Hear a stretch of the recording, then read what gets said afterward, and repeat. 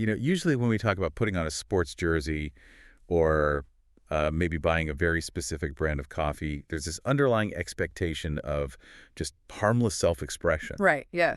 You wear the jersey, you show the world you support the local team, and that is pretty much the end of the transaction. Yeah. It's simple, it's safe, and it's just a standard consumer choice. Exactly. You're just signaling a preference. I mean, you might get a high five or, a friendly boo from a rival fan, but the stakes are incredibly low. Yeah, exactly. It's really just commerce mixed with a little bit of personal identity. But imagine if wearing that jersey wasn't just about a sports team. Like, imagine if putting on a specific T-shirt, or walking into a certain neighborhood tavern, or even just deciding to watch a particular VHS tape in your own living room, was this high-stakes declaration of political rebellion. Wow, yeah. A choice so incredibly heavy that it could fundamentally alter your relationship with the state you live in, put you under intense surveillance, or, even land you in a federal prison for years. When you frame it like that, it completely shatters our standard, kind of comfortable definition of what it means to be a consumer. Right. You aren't just buying a product anymore. You are actually consuming and broadcasting an ideology. And welcome to today's Deep Dive, where we are exploring exactly that kind of reality. We are pulling from a deeply fascinating academic article by J.P. Linstroth, which was published by Carfax Publishing. It's titled The Basque Conflict Globally Speaking: Material Culture, Media, and Basque Identity in the Wider World. And our mission today is to really figure out how a highly localized separatist conflict, specifically the Basque struggle for independence from Spain, weaponizes everyday mundane objects, media, and what's called political consumption. Yeah, and just as importantly, we want to look at how modern governments fight back against those objects and the ideas attached to them. Exactly. It's a profound look at how wars of independence and state sovereignty aren't always fought on traditional battlefields with, tanks and trenches. Often, they are fought in the most ordinary spaces of our daily lives. Now, before we jump into the mechanics of all this, we need to be completely upfront with you today.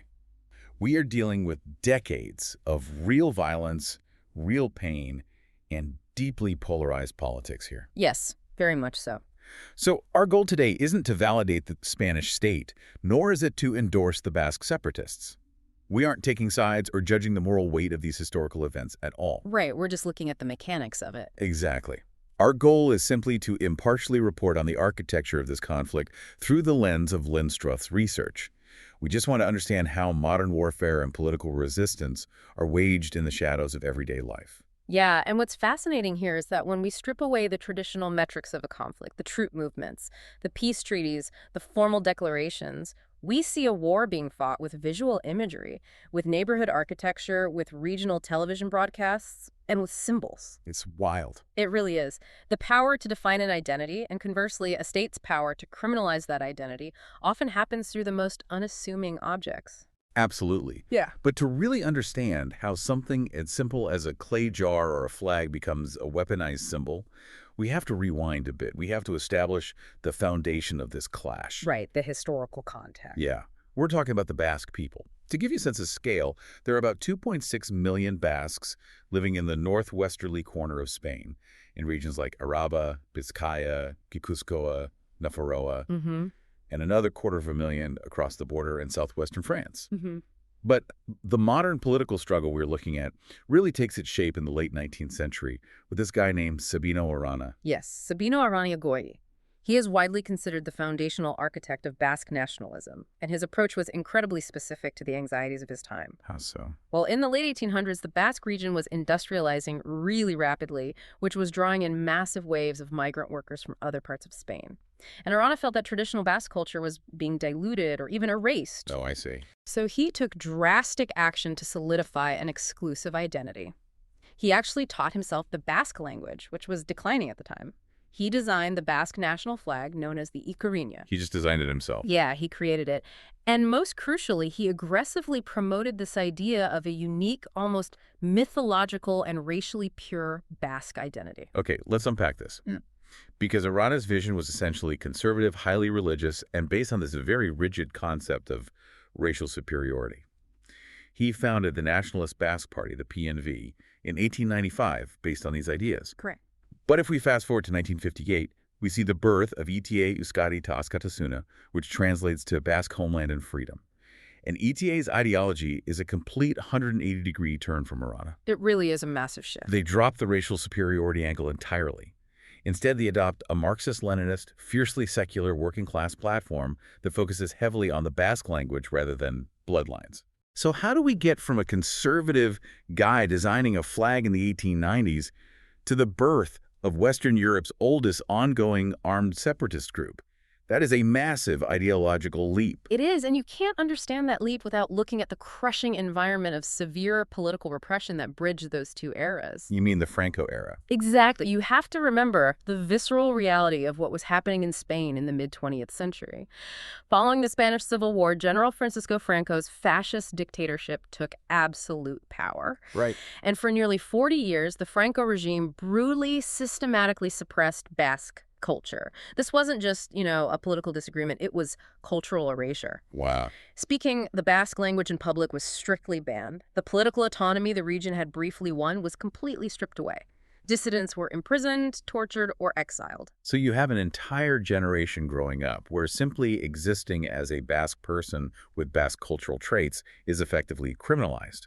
Exactly. So by 1958, you had a generation of young Basque students. They initially formed a group called ICAN, who looked at the older, peaceful PNV party and felt they were totally complacent. They wanted action. Right. Peaceful, conservative resistance against a brutal fascist dictatorship simply wasn't working.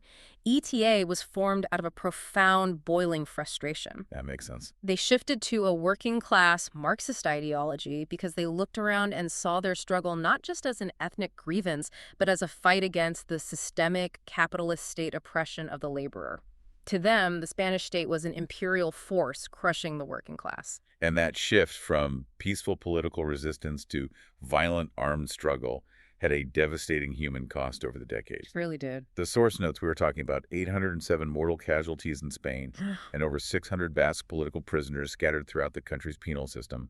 It became a deeply entrenched, incredibly bloody reality. Yeah. But there is a mathematical problem here, a critical statistic from the research that completely reframes how we look at their tactics. Only about 15 to 20% of Spanish Basques actually supported the armed struggle. Yeah, and that statistic is the absolute key to understanding everything else we're going to talk about today. Think about the logistics of that. Right. When you are a radical minority, when roughly 80% of your own demographic doesn't support your violent methods, you are practically invisible. You have a massive power deficit. So how do you project power then? That's the question. How does a tiny minority project massive, undeniable power? They have to hijack the public space. They have to make their movement seem larger, more inevitable, and more culturally dominant than the raw numbers suggest. Which perfectly explains why they lean so heavily into this concept of political consumption. If you don't have military superiority, you have to dominate the visual and social landscape. The research details how Basque patriots, the Abertzale, turn everyday consumption into a deliberate political act. For example, if you live in this community, you don't just wander into any random bar for a beer after work. No, you go to a very specific place. Right, you specifically go to an Jericho tavern, and when you walk inside, you aren't looking at neon beer signs or sports memorabilia. You are surrounded by collages of Basque political prisoners. It's highly curated. Yeah, you see memorials dedicated to dead ETA members. You see clay jars sitting right on the counter painted with a broken shackle, asking for your spare change to fund amnesty for those prisoners. You are literally consuming the ideology along with your drink. It's an immersive environment, and it is highly aggressively visual. You see the Icarina flag everywhere. Right, the flag Arana design. Exactly. You also see the Lauburu, which is this ancient traditional symbol resembling 4 swirling teardrops that represents territorial unity. And of course, you see the specific militant symbols of ETA. Like the axe and the snake. Yes, the two-sided axe entwined by a snake, the axe representing strength, and the snake representing cunning.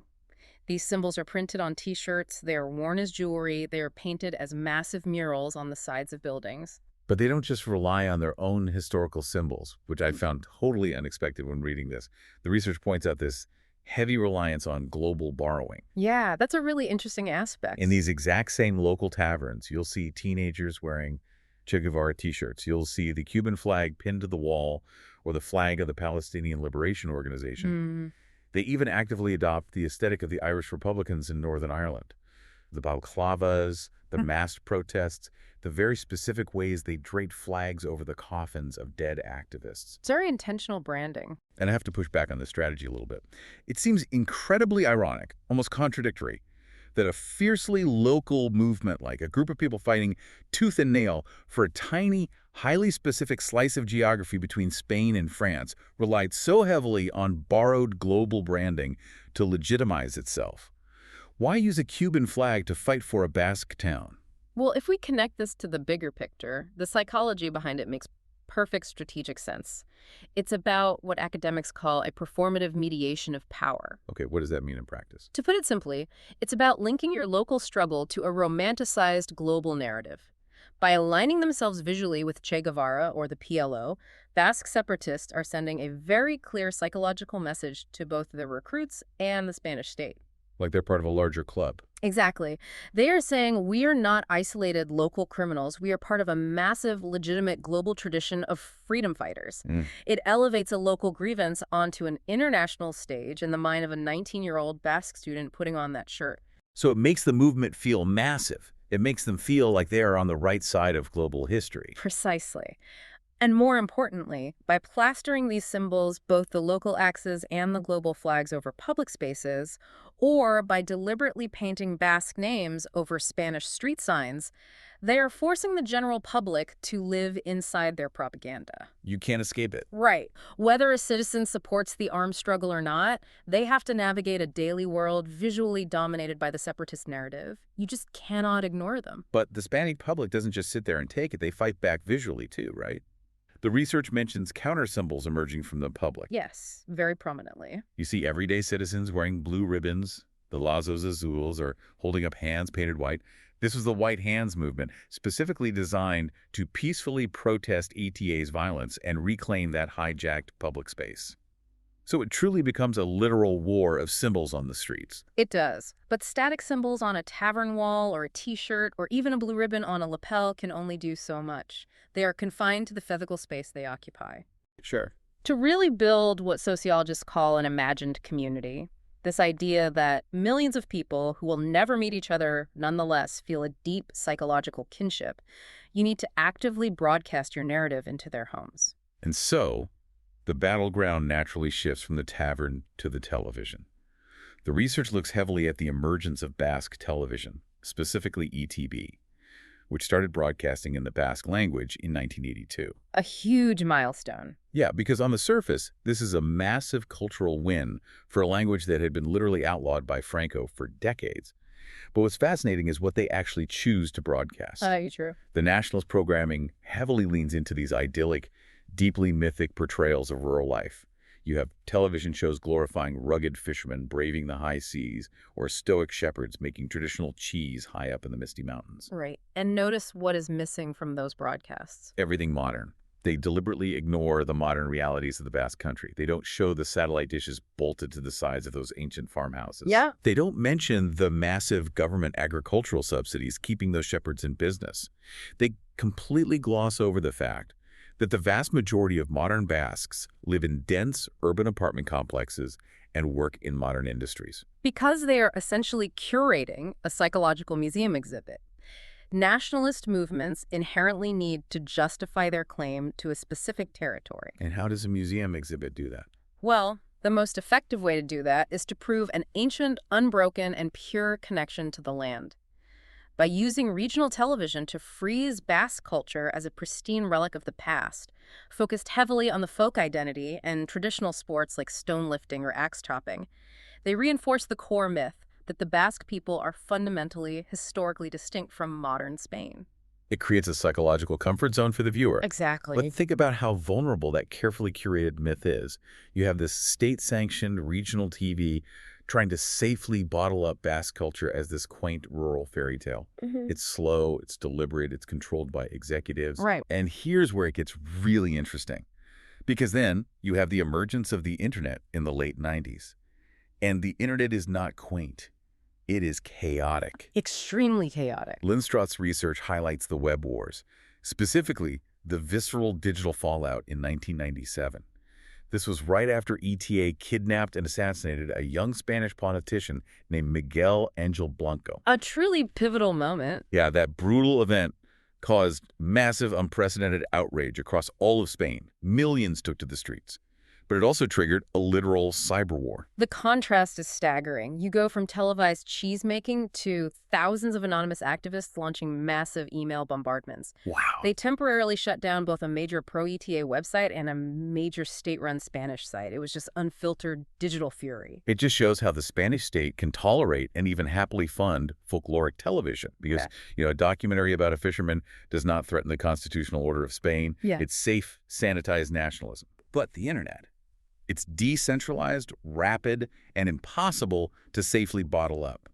It allowed separatists and state loyalists to bypass the traditional media gatekeepers entirely and fight in real time.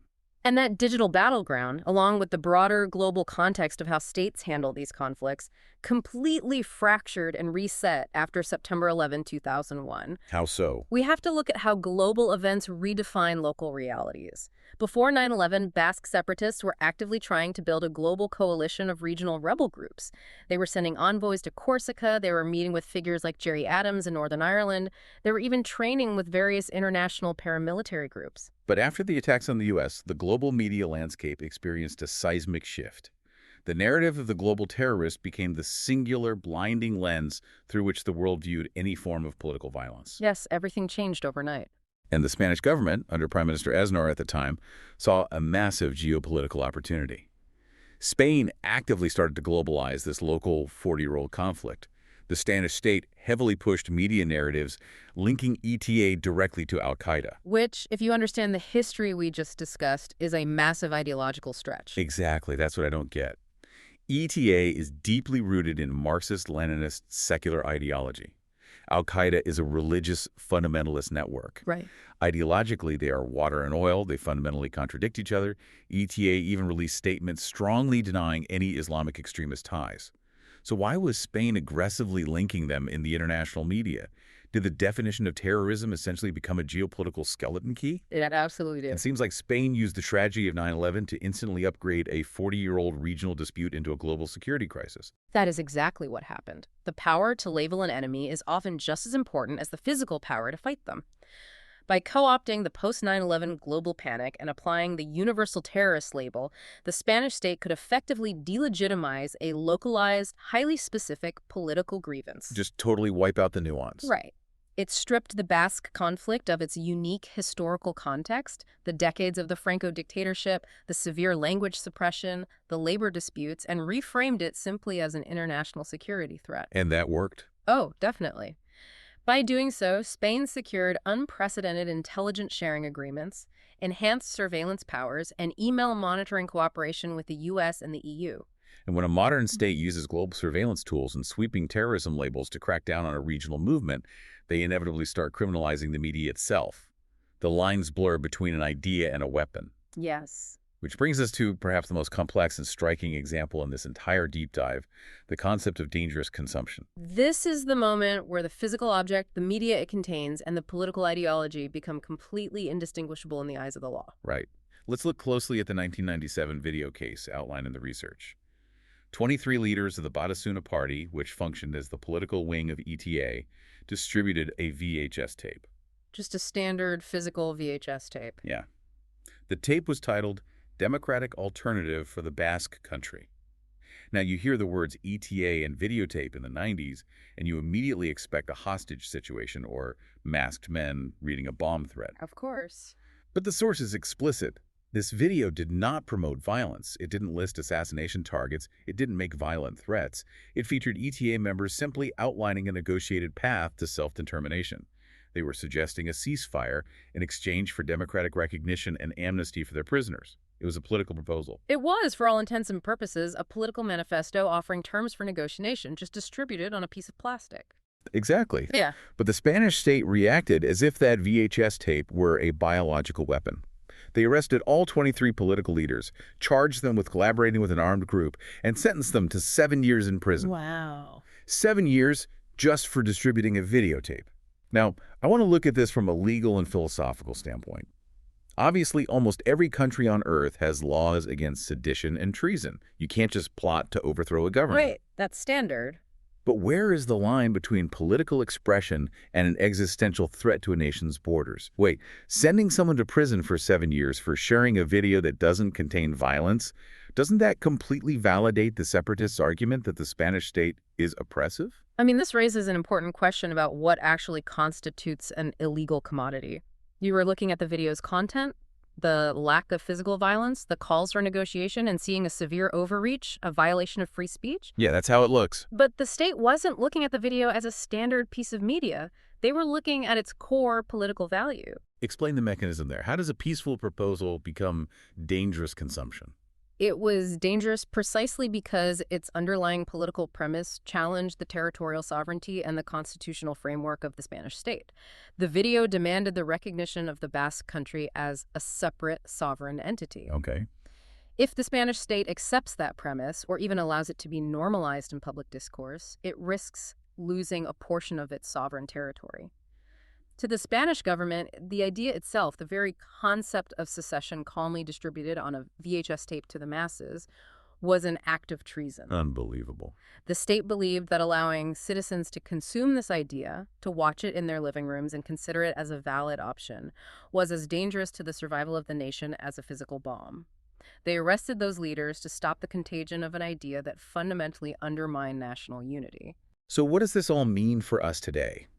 When we step back and look at the whole picture Linstroth paints, we see that wars of independence and a state's fight to maintain its sovereignty aren't just fought with police raids and intelligence agencies. Well, they're not. They are fought in the aggressively mundane spaces of our lives. They are fought with four-headed ancient symbols carved into necklaces.